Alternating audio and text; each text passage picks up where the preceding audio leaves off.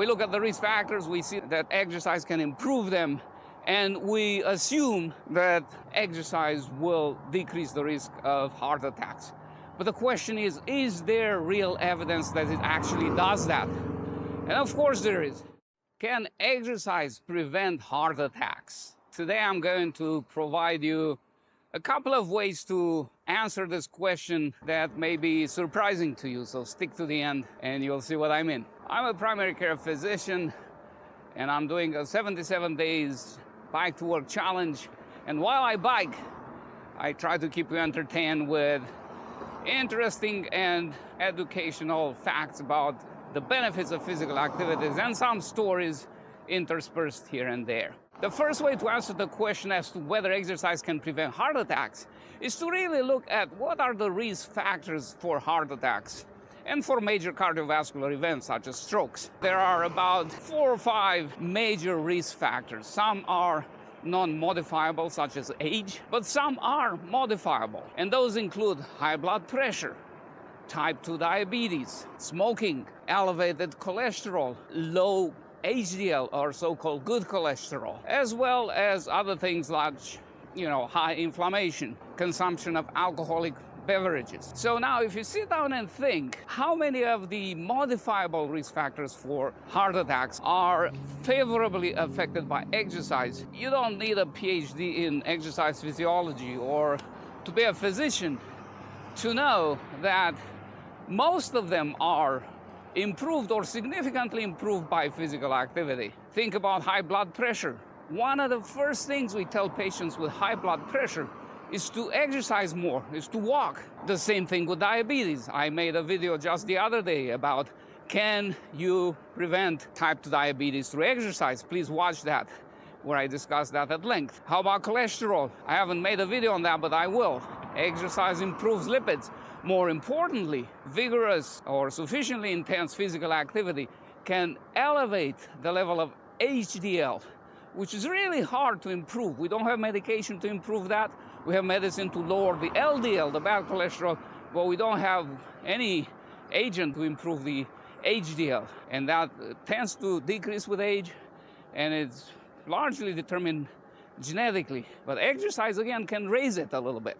And that's important, that's significant. How about inflammation? Again, exercise has an anti-inflammatory effect, reducing the risk of heart attacks and many other conditions that are inflammation related. But you would say, how about smoking? You cannot quit smoking by exercising. Or can you? Actually, there is data showing that as soon as people start to become motivated to exercise and do it, they quit smoking easier. Those things don't get along very well together.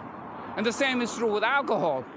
Not many people go out and work hard to jog and exercise, and then they go home and open a bottle of vodka, right? Now, this is all theory. We look at the risk factors, we see that exercise can improve them, and we assume that by doing so, exercise will decrease the risk of heart attacks.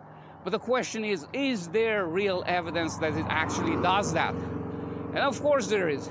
Today I'm just going to quote a study from last fall in 23, published by people in the UK.